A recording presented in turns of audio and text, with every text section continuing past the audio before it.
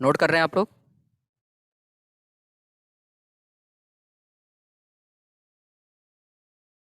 Note कर रहे हो आप लोग?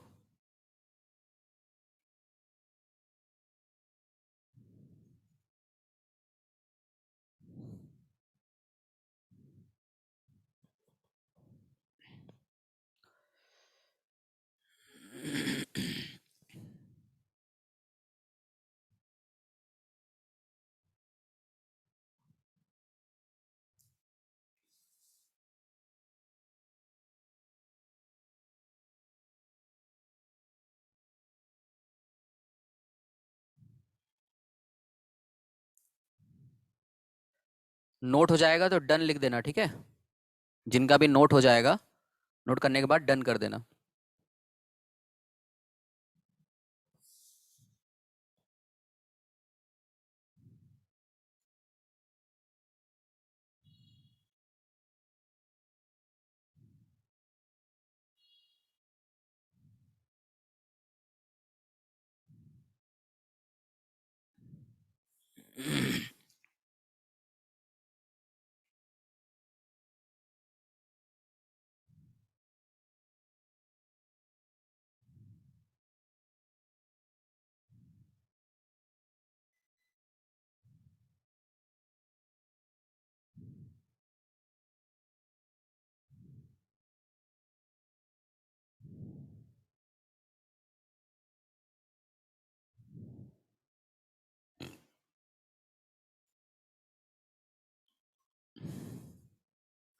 नोट कर लिया आप लोगों ने?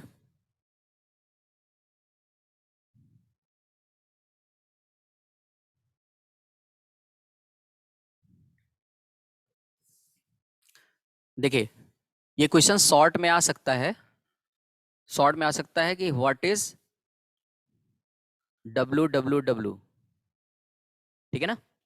तो आपसे पूछा जा सकता है what is W W W.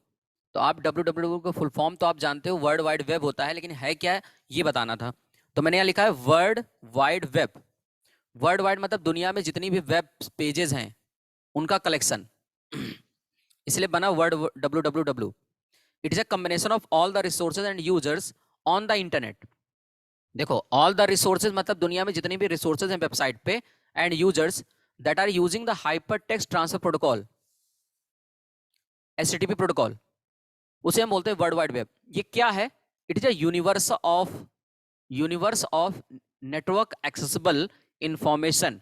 Network accessible यानी नेटवर्क द्वारा एक्सेस करने वाली जो भी इंफॉर्मेशन है, उस यूनिवर्स को, जिसको कहते हैं ocean of human knowledge. Human knowledge के पास, देखो, ह्यूमन के पास जो नॉलेज होगी वो अगर नेटवर्क एक्सेसिबल है तो उसे हम बोलते हैं वर्ल्ड वाइड वेब। क्यों कह रहा हूं ऐसा, जरा समझो। भाई, जितनी भी वेबसाइट्स हैं, वेबसाइट पे क्या पड़ी हुई हैं? इंफॉर्मेशन पड़ी हुई है। इंफॉर्मेशन किसके द्वारा डाली गई है? यूजर द्वारा, यानी ह्यूमन बीइंग द्वारा। इसका मतलब हम कह सकते हैं ह्यूमन बीइंग का जो एक पूरा रेंज है, जहां पर इंफॉर्मेशन का ओशियन कहा गया। ठीक है? ये पूरी जानकारी यहां पर रखी हुई है।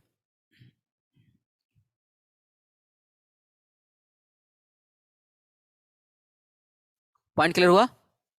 तो जो भी जानकारी होगी वो यूजर की जानकारी है, इसलिए कहा गया the knowledge ocean of human knowledge. Human की जो भी जानकारी है उसकी नॉलेज। ठीक है ना? आगे क्या लिखा हुआ है देखो जरा। कह रहा है world wide web is also known as web is a collection of websites और web pages stored in the web server. जो भी अलग अलग वेब सर्वर्स हैं जहां पर ये वेबसाइट स्टोर है, and collected to the local computer through the internet. Internet के द्वारा लोकली कंप्यूटर से क्या है, कनेक्टेड है, उसे हम क्या बोलते हैं? वर्ल्ड वाइड वेब बोलते हैं। मतलब सिंपल सा समझो, ऐसे समझो। देखो, कभी भी डब्ल्यू डब्ल्यू डब्ल्यू को इंटरनेट मत समझना। कई बार क्या होता है, बच्चे ये समझते हैं कि सर इंटरनेट है ये। नहीं, इंटरनेट नहीं है। देखो, ये डब्ल्यू डब्ल्यू डब्ल्यू है, वर्ल्ड वाइड वेब। ठीक है? और ये मान लो इंटरनेट है,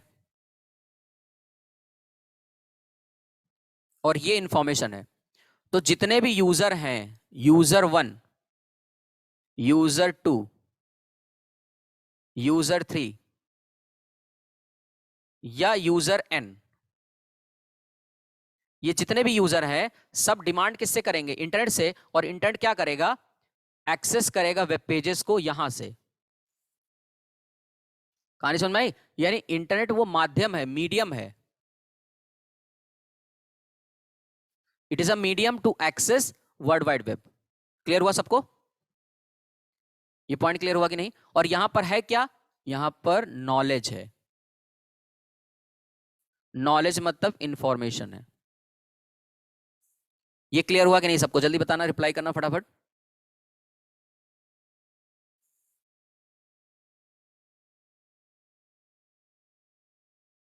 रिप्लाई करो जल्दी से। हाँ, ये डायग्राम बना लेना चाहो तो। नंबर ऑफ यूजर्स हैं, user 1, user 2, user 3, user n। Number of users हैं। मीडियम कौन है? इंटरनेट। इंटरनेट से डिमांड कर रहे हैं। और नॉलेज का जो पूरा एक कलेक्शन ऑफ ह्यूज नॉलेज है वेबसाइट के फॉर्म में, in the form of website या वेब पेजेस के फॉर्म में, वो कहां पड़ा हुआ है? www वर्ल्ड वाइड वेब के पास पड़ा हुआ है, which is accessible bye internet. और कहां पर? यूजर एन द्वारा एक्सेस है।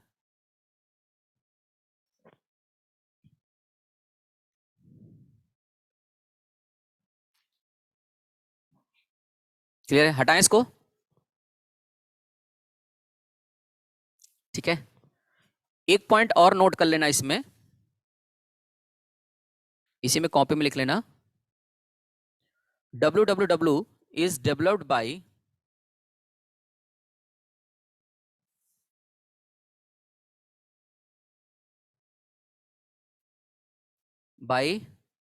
Tim Berners-Lee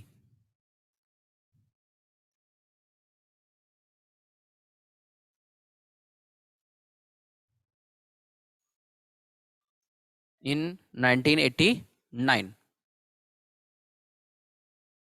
ठीक है, इसको भी नोट कर लेना। टिम बर्नर्स ली साहब ने इसको कराया था 1989 में।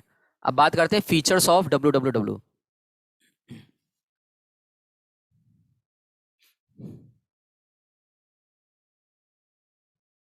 ठीक है, ये दोनों चीजें लिख लिया होगा। तो अब आइए जरा features of www, world wide web.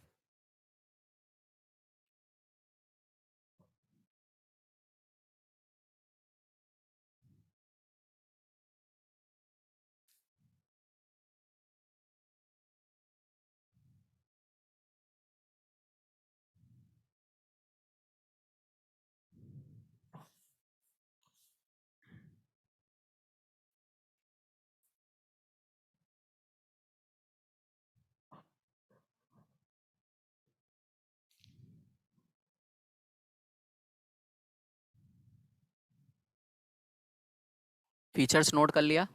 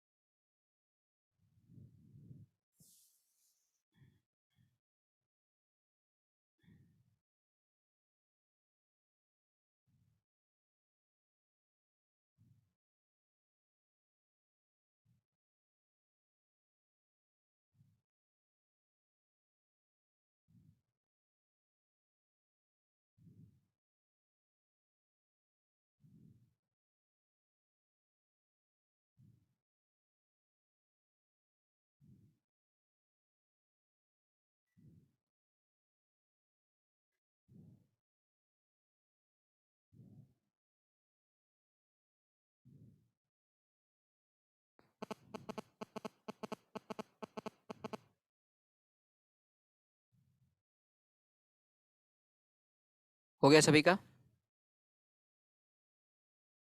अगर नोट कर लिया तो बताइए जल्दी से।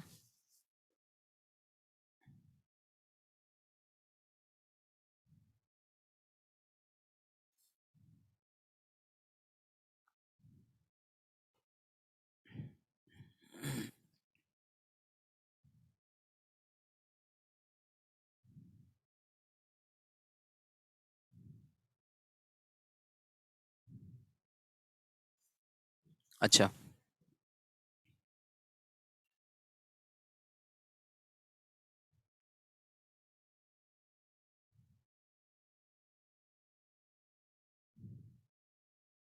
ठीक है, सभी का हो गया? आप लोग रिप्लाई भी नहीं कर रहे हो, सब लोग नोट किए कि नहीं किए बताओगे?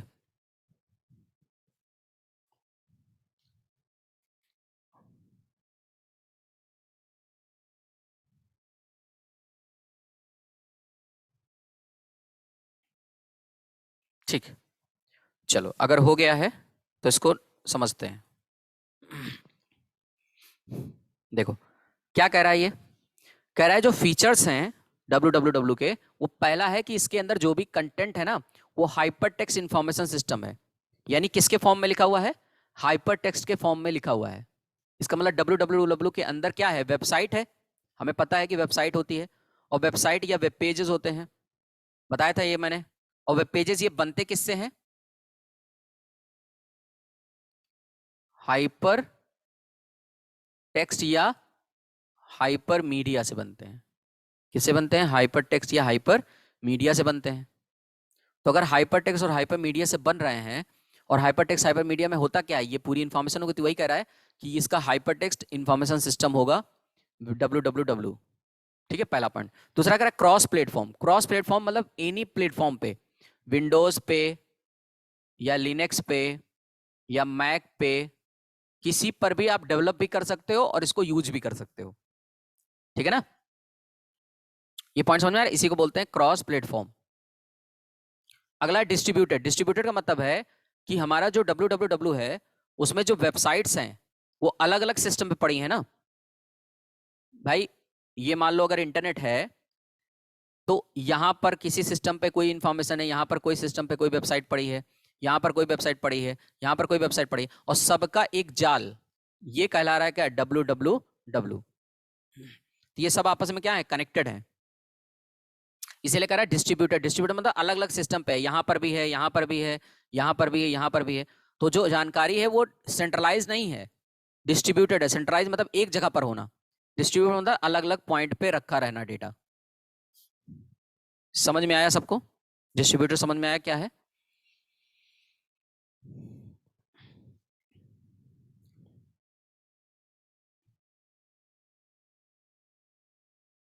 अगला कह रहा है open standards and open source. मतलब कोई भी इसके अंदर क्या कर सकता है? अपना कोड इंजेक्ट कर सकता है। यानी कोई भी वेबसाइट डाल करके आप भी www का पार्ट बन सकते हो। मतलब अगर आप कोई नई वेबसाइट बनाओगे ना, मान लो आपने कोई वेबसाइट बनाई, तो आप, इसका मतलब है कि www के अंदर आपने एक नया सब्जेक्ट क्या कर दिया? जोड़ दिया, या एक नया रिसोर्स ऐड कर दिया, एड ऑन कर दिया। इसको बोलते हैं एड ऑन करना। तो अगर आप कोई नया टॉपिक या नया सब्जेक्ट ऐड ऑन कर रहे हो, तो इसे बोलते हैं क्या? ओपन सोर्स का कॉन्सेप्ट। इसमें HTTP TCP IP protocol, HTTP HTML CSS इन सब का यूज करके बनाया जाएगा। क्लियर है? अगला है वेब ब्राउजर। वेब ब्राउजर में प्रोवाइड अ सिंगल इंटरफेस, यानी किसी भी ब्राउजर से हम इसको क्या कर सकते हैं? एक्सेस कर सकते हैं। किसी भी ब्राउजर के द्वारा हम क्या कर सकते हैं? किसी भी सर्विस को एक्सेस करने के लिए केवल हमें ब्राउजर की जरूरत पड़ेगी। और इसीलिए कह रहा है single interface to any many services. कोई भी सर्विस को एक्सेस करने के लिए सिंगल इंटरफेस है, मतलब केवल ब्राउजर का यूज करिए और कोई भी सर्विस एक्सेस करिए। जैसे पेमेंट करना है, पेमेंट करना है तो भी ब्राउजर से कर सकते हो। यानी SBI की साइट पे चले जाओ, वहां जाके पेमेंट कर दो। PNB की साइट पे जाके पेमेंट कर लो, और वो भी कहाँ से? ब्राउजर से। दूसरा, सोशल मीडिया अकाउंट पे जाना है तो भी ब्राउजर से कर सकते हो। कोई चीज सर्च करना है, गूगल से सर्च करना है तो भी सर्च कर सकते हो। ईमेल करना है तो भी ब्राउजर से कर सकते हो। इसलिए कह रहा है कि प्रोवाइड अ सिंगल इंटरफेस, यानी एक ब्राउजर के द्वारा कोई भी सर्विस एक्सेस कर सकते हो। कौन कराएगा? www। ये क्लियर है? दूसरा है डायनेमिक है, मतलब मॉडिफाई हो रहा है, चेंज हो रहा है। इंटरेक्टिव है, यानी यूजर क्या कर सकता है? क्लिक करके, बटन का यूज करके, माउस का यूज करके क्या कर सकता है? उस पर काम कर सकता है। इवॉल्विंग है, यानी नए नए मॉड्यूल्स उसमें ऐड हो रहे हैं,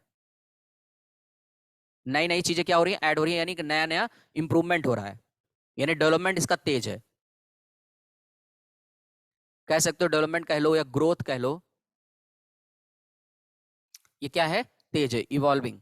इंटरेक्टिव, यूजर अपना इंटरेक्ट कर सकता है डायरेक्टली।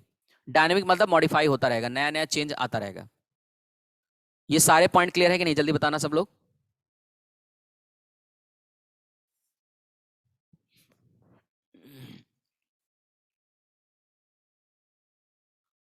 चलो अगर ये समझ में आ गया तो अब आते हैं HTTP प्रोटोकॉल पे। What is HTTP? Second point कह रहा है क्रॉस प्लेटफॉर्म। क्रॉस प्लेटफॉर्म का मतलब है किसी भी ऑपरेटिंग सिस्टम पर, किसी भी ओएस पर, चाहे वो विंडोज का ओएस हो, चाहे वो लिनक्स नाम का ओएस है, चाहे वो एंड्रॉयड हो, एंड्रॉयड भी क्या है, ओएस है, या मैक ओएस हो, किसी पर भी हम इस www सर्विस को एक्सेस कर सकते हैं, इसलिए बोला गया क्रॉस प्लेटफॉर्म। अब आइए चला HTTP प्रोटोकॉल के बारे में। ये पूछा जा सकता है।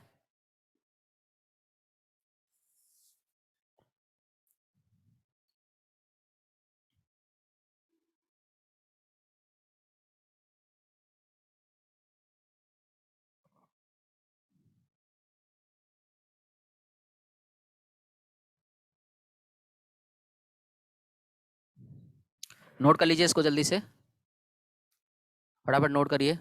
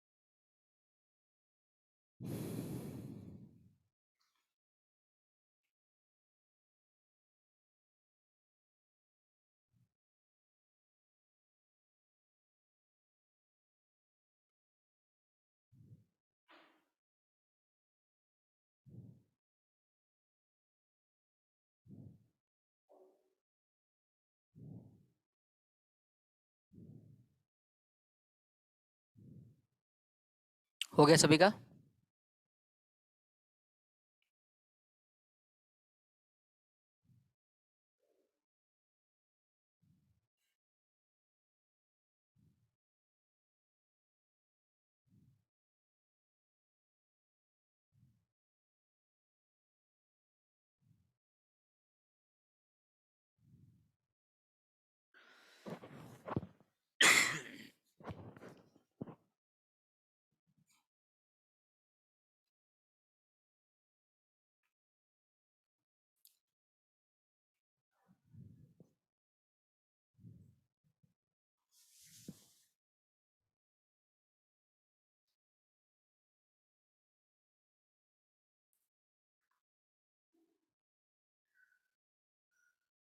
चलिए अब ये देखिए क्या है, इसको समझते हैं। और प्रोटोकॉल्स के बारे में है, फिर स्टेटलेस, हाँ ठीक है। चलो अब देखो, HTTP के बारे में हम लोगों ने पढ़ा हुआ था। अच्छा, HTTP किस पोर्ट नंबर पे काम करता है बता सकते हो? HTTP किस पोर्ट नंबर पे काम करता है?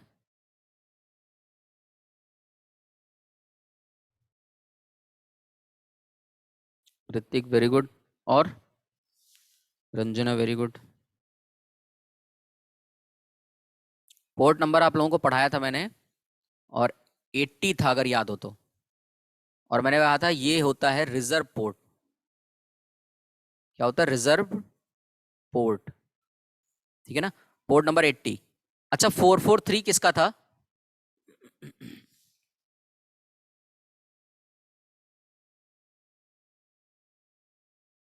गुड, वेरी गुड, HTTPS का। हाँ, तो ये याद रखिएगा। तो कह रहा है ये क्या है जरा देखो, कह रहा है hypertext transfer protocol is an application layer protocol. Application layer मतलब होता है जहां पर यूजर काम कर रहा होता है। तो यूजर जहां पर काम करता है उस पे ये प्रोटोकॉल काम करता है। In the internet protocol suit model for distributed hyper media information system.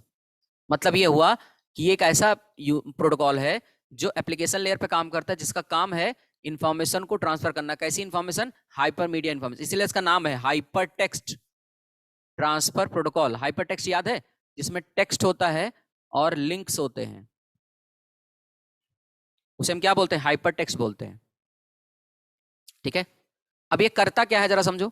ये कह रहा है HTTP is a protocol which allow the fetching of resources such as HTML documents. It is a foundation of any data exchange on the web, and it is client server protocol, which means requests are initiated by recipient using the web browser. मतलब क्या है? मतलब यहां पर ये है कि जो हमारा वेब ब्राउजर है, इसको मैं डायग्राम समझाता हूं, देखो समझ जाओगे। ये हमारा यूजर है और ये हमारा मान लो www है, वर्ल्ड वाइड वेब। यहां पर एक वेबसाइट है जिसका नाम है xyz.com मान लेते हैं। इस यूजर ने एक टाइप किया ब्राउजर पर, तो यहां पर उसने टाइप किया www.xyz.com। ये रिक्वेस्ट ट्रांसफर होगी थ्रू द इंटरनेट, तो इसको मैंने मान लिया इंटरनेट। ये डेटा जाएगा यहां पे। ये रिक्वेस्ट जो जा रही है और रिक्वेस्ट जो आएगी ट्रांसफर कराने का काम, यहां पर काम करेगा कौन? HTTP। यानी HTTP क्या कर रहा है? रिक्वेस्ट को सेंड कर रहा है और उधर से रिस्पॉन्स ले रहा है। किस फॉर्म में? इस वेबसाइट का जो URL आपने टाइप किया उसका होम पेज यहां पर खुलेगा, और ये जो होम पेज खुलेगा कहां पर खुलेगा? वेब ब्राउजर पर खुलेगा। तो कह रहा है वेब ब्राउजर क्या होता है? रिक्वेस्ट करता है, ये देखो लिखा भी है, usually web browser request, initiate the request. तो वेब ब्राउजर क्या करेगा? रिक्वेस्ट करेगा किस चीज की? www.xyz.com की। और इस रिक्वेस्ट को कौन ट्रांसफर करेगा? HTTP। कहां पर? इंटरनेट पे। इंटरनेट से कहां जाएगा? www पे। और यहां से डेटा कहां आएगा? इंटरनेट पे। इंटरनेट से HTTP के द्वारा यहाँ ट्रांसफर। यानी HTTP का फुल फॉर्म क्या हुआ? Hyper text. यहां देखो ट्रांसफर लिखा हुआ है, समझ में आया? Transfer protocol. क्लियर हुआ कि नहीं हुआ?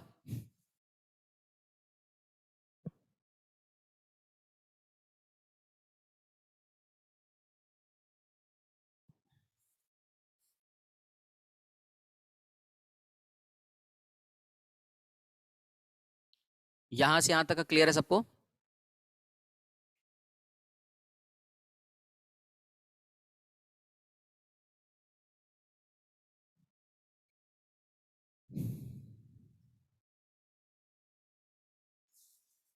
सिंपल सा समझ लो, किसी भी वेबसाइट को ट्रांसफर कराने का काम कौन करता है? HTTP करता है। कह रहा है आगे देखो क्या है, a complete document is reconstructed, a complete document is reconstructed from the different sub documents fetch for instance text, layout, description, images, videos, script and more. मतलब कहने का मतलब सिंपल सा है कि जो हमारा HTTP है, इसका काम है जो भी अलग अलग वेबसाइट्स के रिसोर्सेज हैं, कहां पर? वेब www पर, उनको क्या करना? वहां से एक्सेस करके यूजर तक पहुंचाना, यूजर तक पहुंचाना। समझ गए? ये पॉइंट क्लियर हुआ कि नहीं हुआ?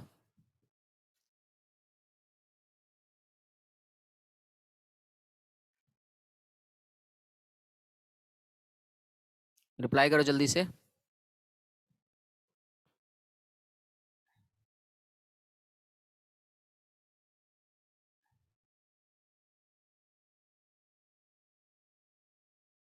चलो अब देखिए अगला क्या है। प्रोटोकॉल मैंने आप लोगों को लिखवाया था ना, प्रोटोकॉल लिखवाया था कि नहीं?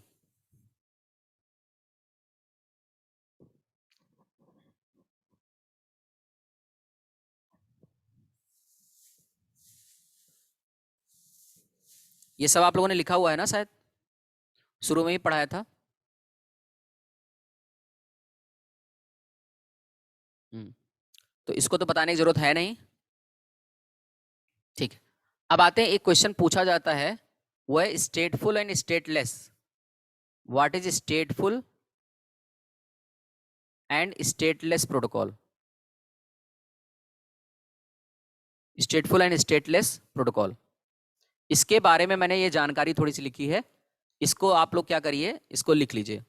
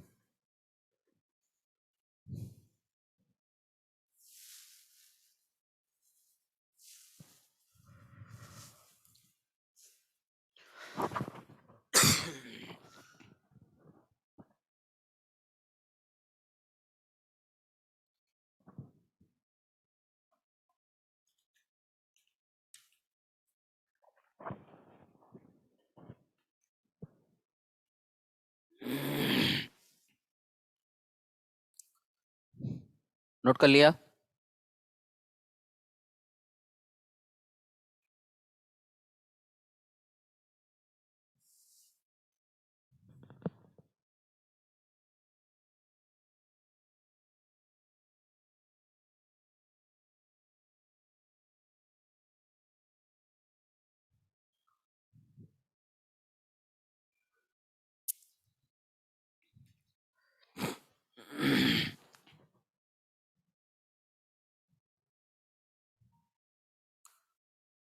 नोट कर लिया आप लोगों ने?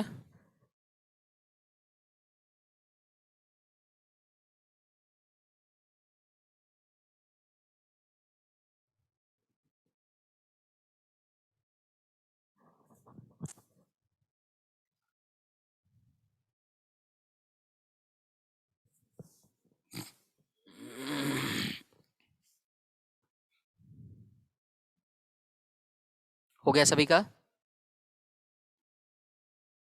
रिप्लाई करो जल्दी से।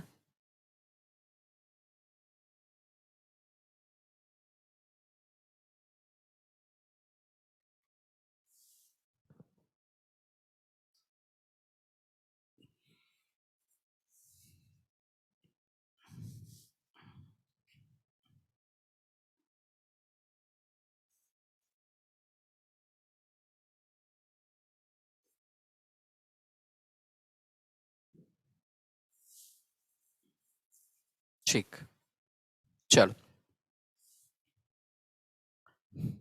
Very good. अब देखो, स्टेटफुल एंड स्टेटलेस का क्या मतलब है, जरा समझिए। स्टेटफुल स्टेटलेस का मतलब है, देखो, जो हमारे प्रोटोकॉल्स होते हैं ना, प्रोटोकॉल के बारे में हम लोगों ने पढ़ा था कि प्रोटोकॉल हमारे क्या होते हैं, रूल्स एंड रेगुलेशंस होते हैं। रूल्स एंड रेगुलेशंस जो क्या करते हैं, किसी पर्टिकुलर टास्क को कंप्लीट करते हैं, टास्क कंप्लीट करते हैं। जैसे मान लीजिए एफटीपी है, एग्जांपल होता है। एफटीपी क्या है?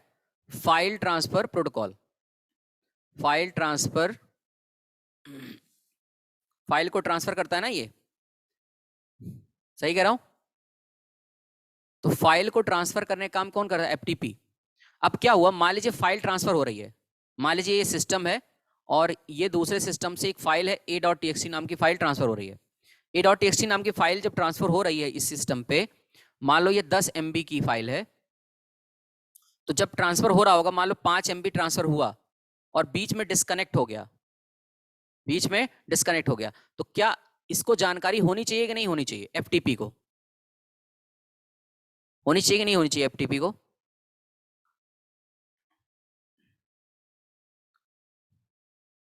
अगर एफटीपी को जानकारी होनी चाहिए, अगर ये जानकारी स्टोर करेगा तो इसे बोलेंगे स्टेटफुल,